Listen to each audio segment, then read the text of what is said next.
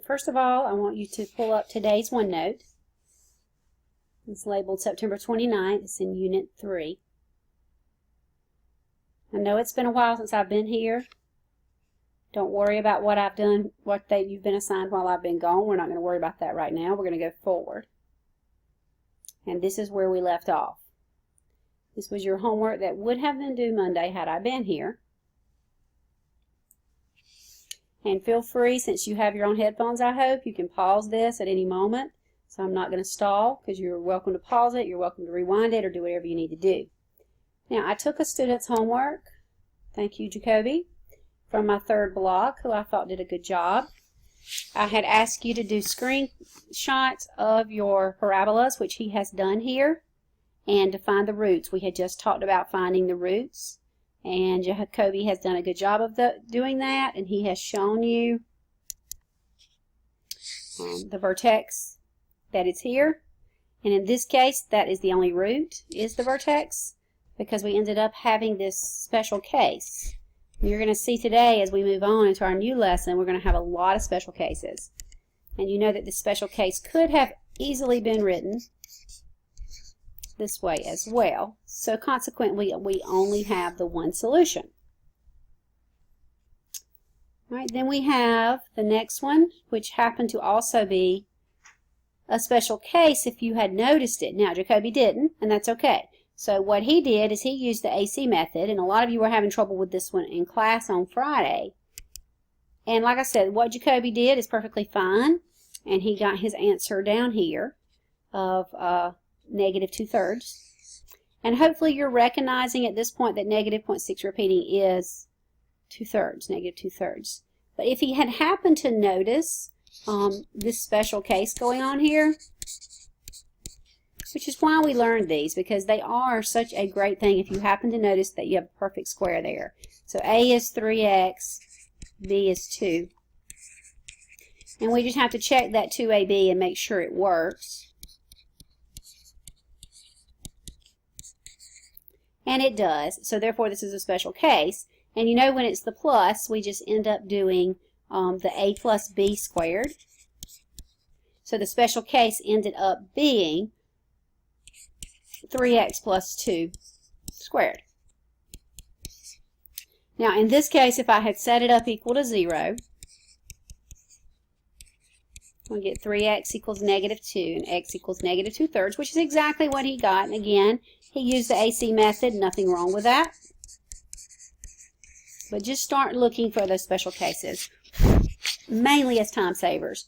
And since you are honor students, and I know you will be going on into higher things, those special cases are going to be really important. All right, so let's look at some more of the homework. And again, feel free to pause it at any moment. Hopefully you brought your headphones. Again, Jacoby chose to use the AC method. This happened to be another special case. And this one, it was the a squared minus 2ab. So you ended up with a minus b squared. So if you had happened to notice that, just to show you, it could have saved you some time.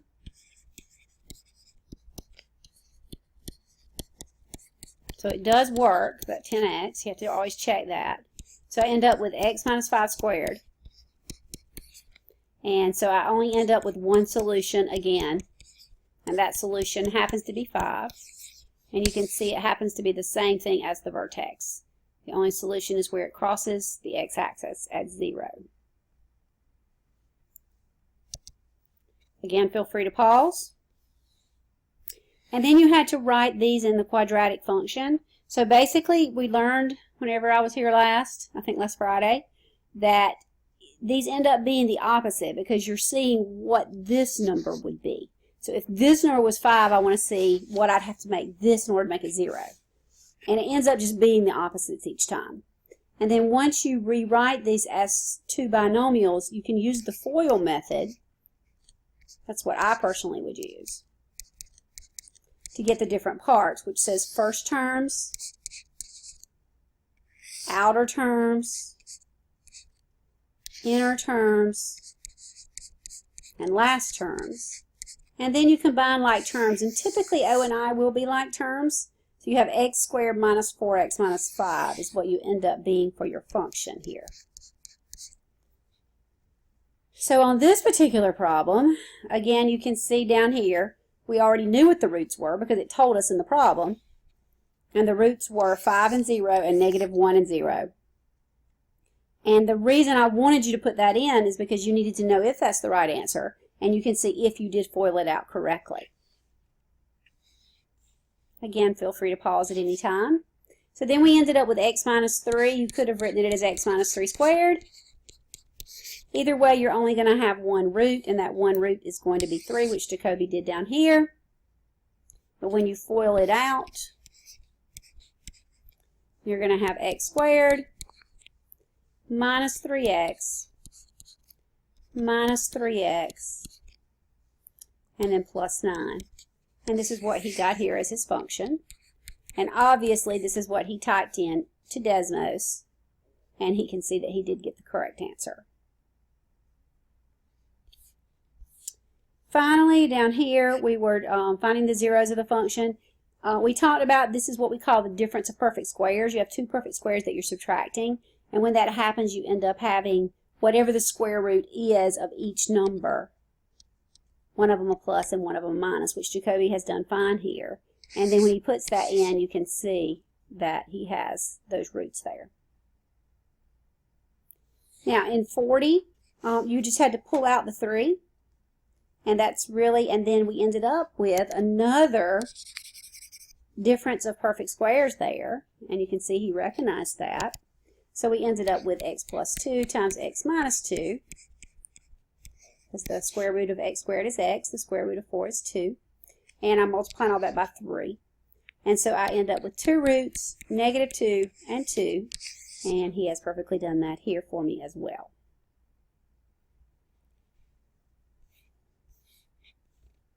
All right, now this problem, it looks like he used the AC method. And it looks like he rewrote. That's what I personally would have done as well. The first thing I would have done is written it in quadratic form and then pulled out that negative 1 because we never like to start out with a negative. Okay? And if you happen to see this one in your head, it looks like he did the AC method. But if you happen to see it in your head, you could go ahead and do it. Because I need this to be a negative and this to be a positive. And I could personally do that one in my head. You may or may not be able to. All right, and then I could see, okay, x minus 6 equals 0, so x equals 6. X plus 5 equals 0, so x equals negative 5. So there you can see where he got those two roots. And again, feel free to pause these and go through your own homework. And then 44 here, it looks like he did this one in his head, which is good. And if you look at Desmos, you can see where the roots are. And I'm not going to go through that one. You can look at it on your own. It's the same. And then finally, our great word problem. And you can see we've already learned you're going to put this part right here in your calculator. So if you haven't done that yet, you can try it. He chose to put it into Desmos. And when he did, he ended up and found the only one that would make sense. You have two answers, but if you're throwing the baseball, again, unless you're a really bad thrower, you're not going to throw it backwards. So really the only one we care about is this one. And the T represented the number of seconds when it hits the ground. So it's going to hit the ground at 1.5 seconds. Now, it asks if no one catches the ball, how long will it stay in the air? And that's basically what it's asking. Because if no one catches it, it's going to fall on the ground. And at 1.5 seconds, it's going to fall on the ground. What is the horizontal ball the distance travels until it hits the ground? Well, it's going to travel from 0 to 1.5. And here it says, in addition, the function models the horizontal distance. So if we have d of t equals 85t, and we're wanting to know the amount of time that it's in the, so I misspoke there. So I need to fill in that. Let's see if he did that here. So I'm going to fill in the amount of time for t, and that will give me my amount of time that he was in the air. That's So we'll add that onto his.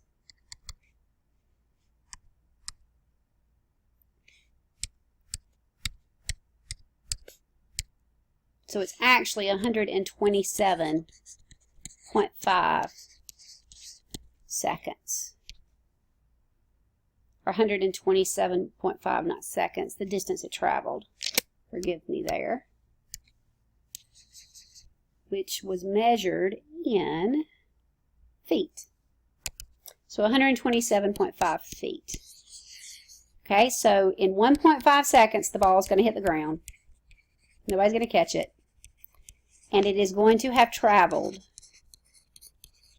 127.5 feet at that point. So we're in a little league game, not a professional game.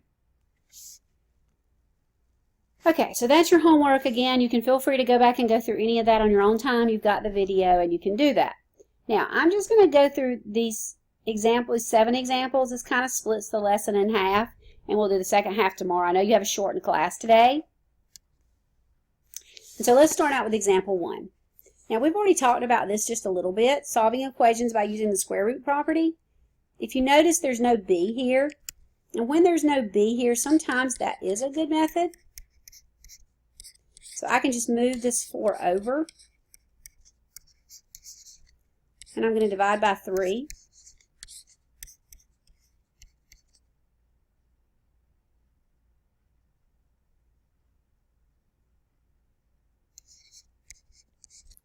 And I end up with x squared equals 24.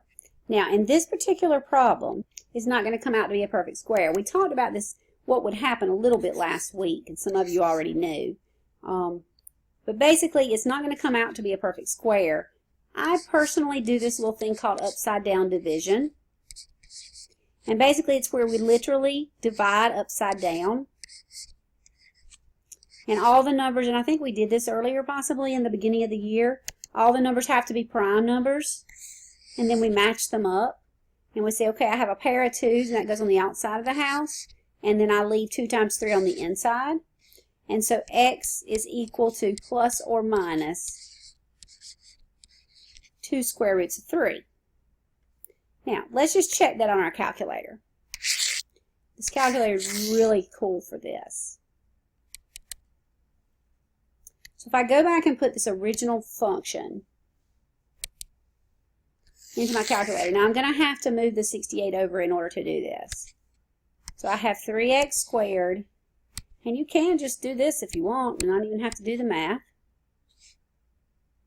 Graph.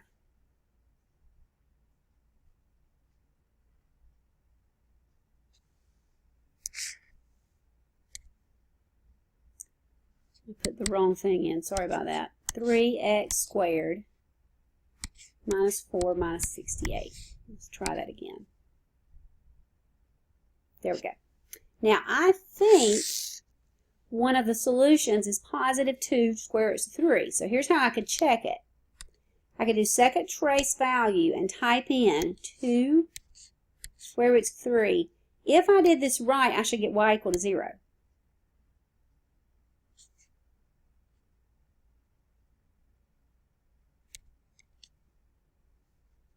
Don't you hate it when that happens? I'm sorry, it was 2 square roots of 6.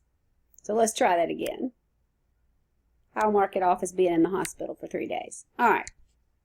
So let's try that again. 2 square roots of 6. There we go. Now, and I know the other one should be negative 2 square roots of 6. So I did that correct. This will save you some time in the future. It's called using the square root property, and again, we can use this when we don't have a b, and it'll work every time. So you can go back and practice that again on your own if you'd like. Now, this is when we're really starting to getting into what we're going to be doing today. We're going to be looking at solving with perfect squares instead of other methods. And if you look at this, and this is where the special cases come in so handy. This is an example of a special case. A equals x, b equals 5,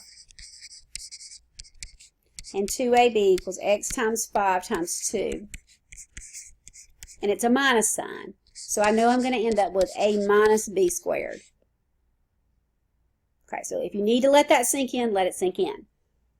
So when I factor this thing on the left, what I end up with is x minus 5 squared equals 27.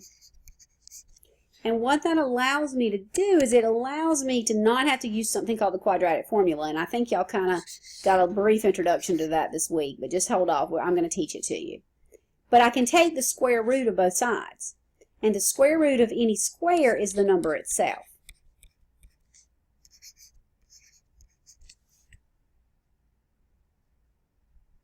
Okay, so let me just let that sink in for a minute. All right, now, I'm still solving for x, so I'm going to add 5 to both sides. And what I end up with is x equals 5 plus or minus the square root of 27. Now, 27 can be broken down, so we're going to use that upside down division stuff that we've practiced earlier in the year. And I end up with 3 square roots of 3. So x equals 5 plus or minus 3 square roots of 3. Now, these are two different worlds. This is the integer world, and this is the irrational world. And you cannot combine the two worlds. They cannot be put together. So we're going to leave it like that for our answer. And I'm sure you may need to pause this and go back and look at it. But let's just check it in our calculator. Let's just hope this works. All right, so what I'm going to do in my calculator, I'm going to enter this and I'm going to pull the 27 over so I can check it. So I have x squared minus 10x plus 25, and I'm just going to type minus 27. If you want to go ahead and type minus 2, you can.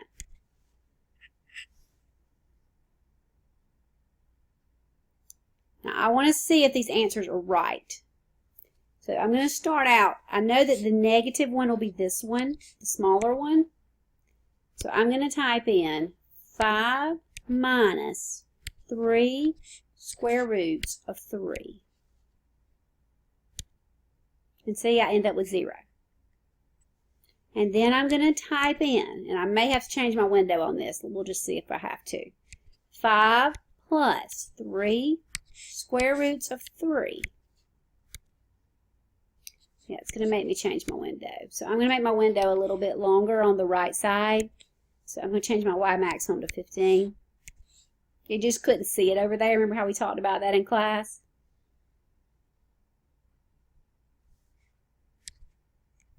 So let's try that again. 5 plus 3 square roots of 3. And see, I get my y equals 0. And you may say, well, why can't I just leave my answer as a decimal? Well, that's not acceptable in many cases.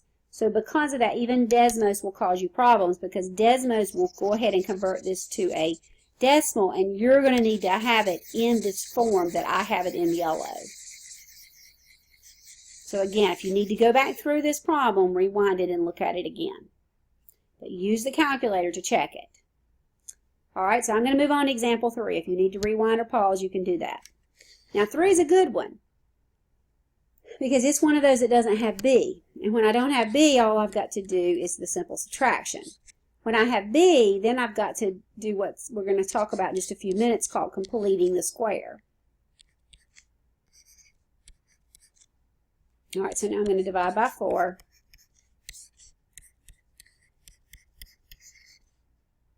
All right, so I'm going to take the square root of both sides. Upside down division of 12. So I get 2 square roots of 3. So I'm going to end up with x equals plus or minus 2 square roots of 3. And I take my calculator and I'm going to check that. And I just put in here 4x squared plus 11 minus 59. Just moving it over.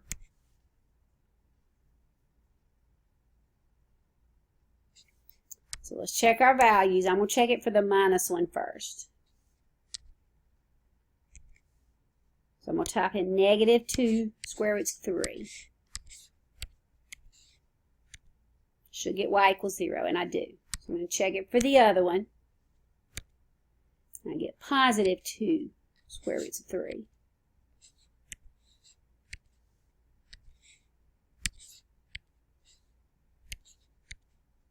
And it works, and I get y equals 0. That's my ultimate goal.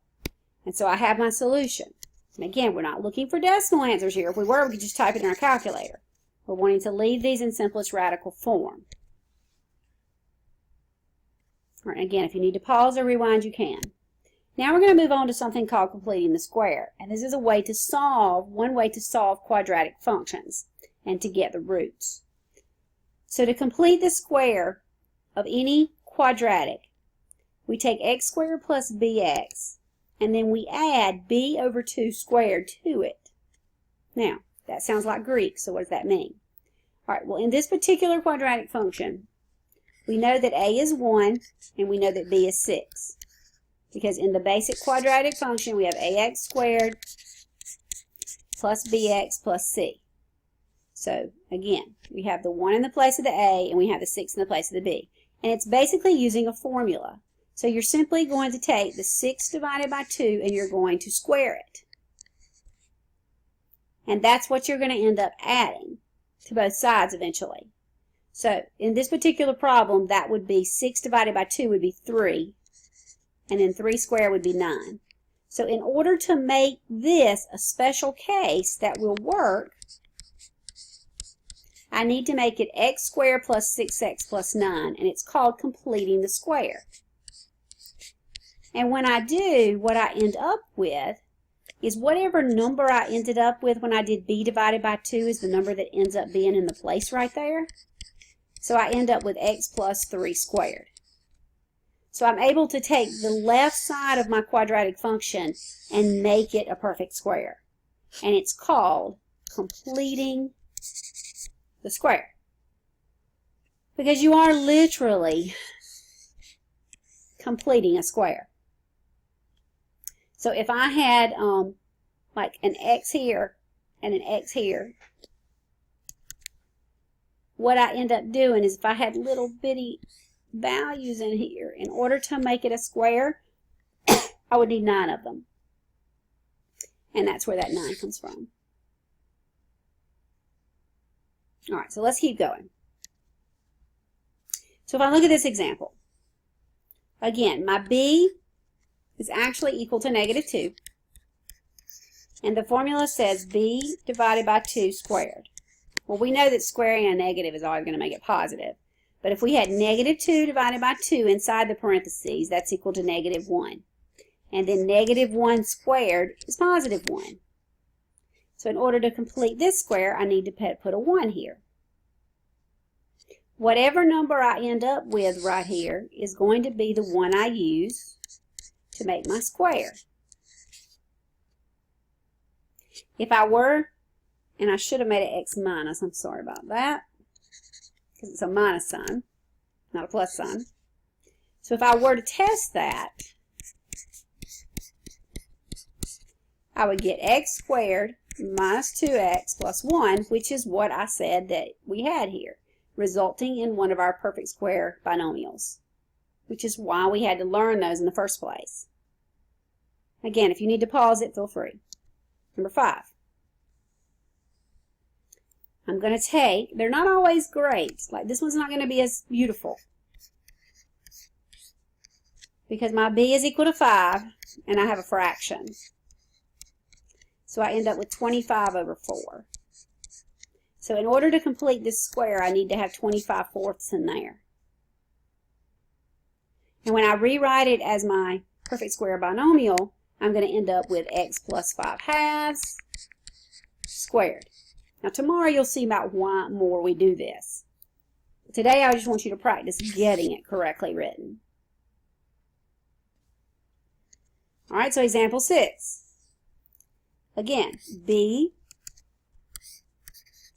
divided by 2 squared. The b is negative 4. So I'm going to end up with negative 2 squared, which is going to be positive 4. Okay, So I'm going to complete this square with a 4.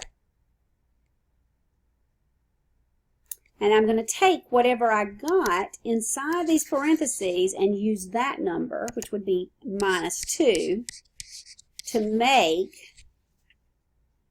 my special case so that I can solve it later. And if you needed to check it, you could.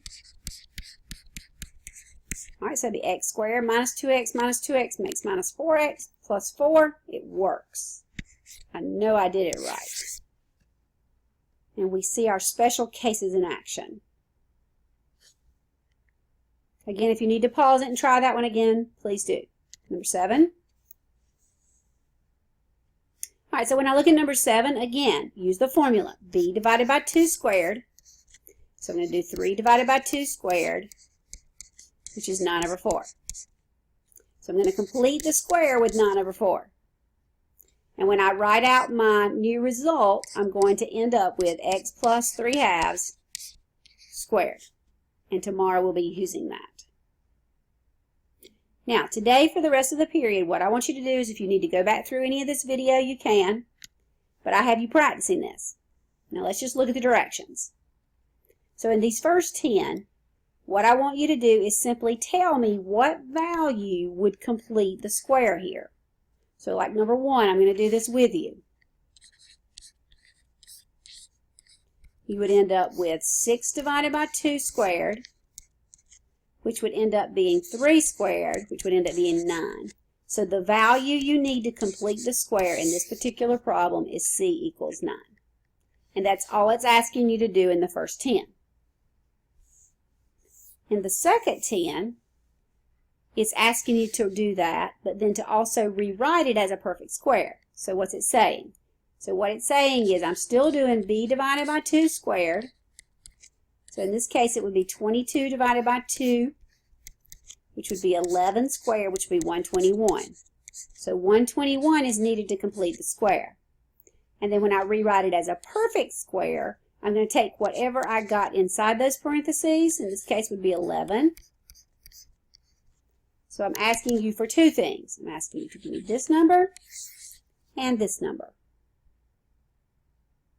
Now, you spend the rest of this class, I know it's a short class, so you've got about 33 minutes if you didn't pause this video at all. But feel free to go back through and do whatever you need to watch the video over, and so that you can learn today just about completing the square and rewriting as perfect squares. And then tomorrow we'll talk about how to use it.